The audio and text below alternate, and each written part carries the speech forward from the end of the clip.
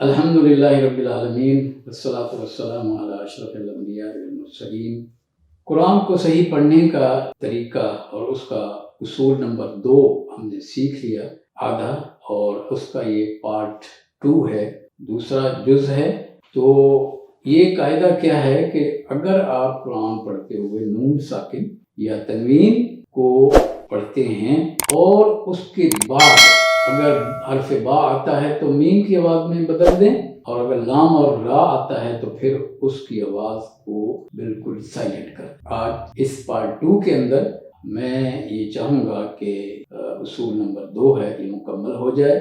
یعنی اگر آپ نون ساکن قرآن میں دیکھیں یا تنوین یعنی 2 زبر 2 زیر 2 پیش، اور اس کے بعد 6 حروف ہیں جو حروف تہجی ہیں، ان میں سے 6 حروف ہیں، اور ان 6 حروف کو میں بیان کر دیتا ہوں۔ اس میں ہے عین، غین، حا، خا، حمزہ اور 2 آنکھوں والی ہا۔ تو یہ 6 حروف ہیں۔ ان حروف کو ویسے تو تجوید والے حروف حلقی کہتے ہیں کیونکہ یہ حلق سے نکلتے ہیں، لیکن میں آپ کو اس مشکل میں نہیں ڈالتا۔ آپ یوں سمجھیے کہ نون ساکن ہو یا تنوین ہو اور اس کے بعد ان حروف میں سے کوئی حرف آ جائے تو پھر نون کی آواز کو بالکل کلیئر کر کے پڑھیں۔ سورہ فاتحہ ہم پڑھتے ہیں، جب ہم یہ پڑھتے ہیں کہ صراط الذین انعمت، انعمت، الف زبر نون ان ہے اور اس کے بعد عین ہے، عین جو ہے انہی 6 حروف میں سے ہے۔ تو پھر آپ دیکھیے کہ یہاں انعمت کلیئر کریں، بالکل نون کی آواز آئے، انعمت، ٹھیک ہے۔ تو یہ تو عموماً سورہ فاتحہ ہم ہر رکعت میں پڑھتے ہیں، تو اس میں جو ہے آپ اس کا خیال رکھیں گے کہ جب بھی ان حروف میں سے جب بھی کوئی حرف آئے گا تو پھر آپ سمجھیں کہ اس کو آپ کلیئر کرنا ہے۔ تجوید والے اس کا اور نام رکھتے ہیں، لیکن میں آپ کو اس مشکل میں نہیں ڈالتا۔ جب ان میں سے آئے قرآن پڑھتے ہوئے دیکھتے جائیں، جب بھی حمزہ آ جائے، 2 آنکھوں والی آ جائے، مثلا کہتے ہیں کہ من ہو، من ہو، نون ساکن ہے اور اس کے بعد ہے ہے، وہی جو 2 آنکھوں والی ہے وہ آ گئی ہے، تو آپ اس کو من ہو پڑھیں گے، من نہیں پڑھیں گے، من کلیئر کریں۔ اسی طرح قرآن میں آتا ہے علیم حکیم، علیم تنوین ہے اور اس کے بعد جو ہے ہلکی جس کو کہتے ہیں، یہ ہے جو ہے خا جیسے ہوتا ہے اس کے ساتھ ہا ہوتا ہے، تو یہ آ گیا ہے، تو اس کو ہم کلیئر کر کے ہم پڑھیں گے۔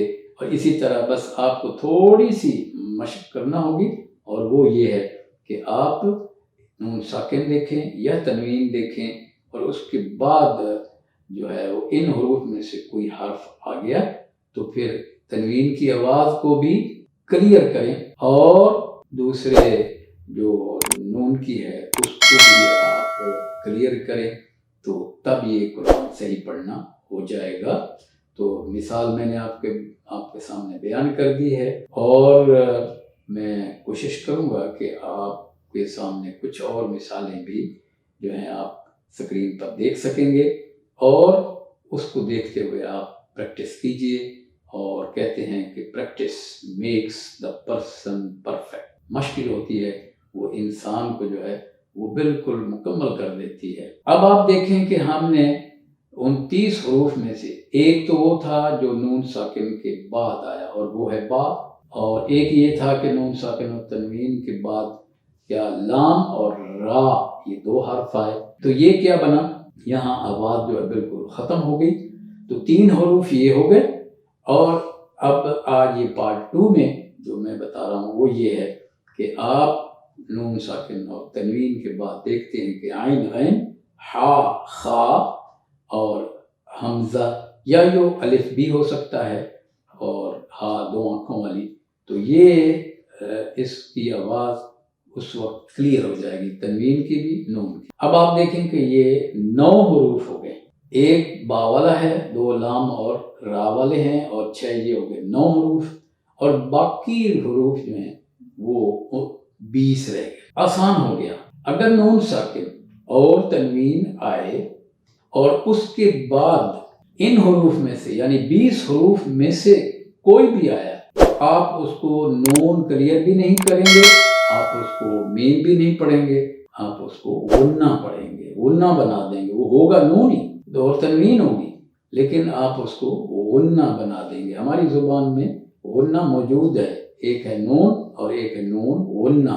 جس طرح آواز آتی ہے میں بازار جا رہا ہوں، یہ جو ہوں نون غننے کی آواز ہے، ایسی آواز آپ نے بنانی ہے۔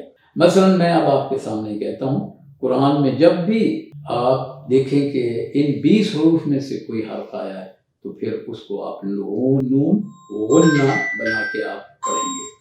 اس میں دیکھیں کہ آپ کا آیا وَفِي أَنفُسِكُمْ، انفسکم نہیں، انفسکم۔ اور اسی طرح مثلا سورہ فلق ہے، سورہ فلق کے اندر کیا ہے؟ اعوذ باللہ من الشیطان الرجیم بسم اللہ الرحمن الرحیم اعوذ برب الفلق من شر ما خلق ومن شر، دیکھیے من ہے اس کے بعد شین آ گیا ہے، وَمِن شَرِّ مَا خَلَقَ وَمِن شَرِّ مَا خَلَقَ۔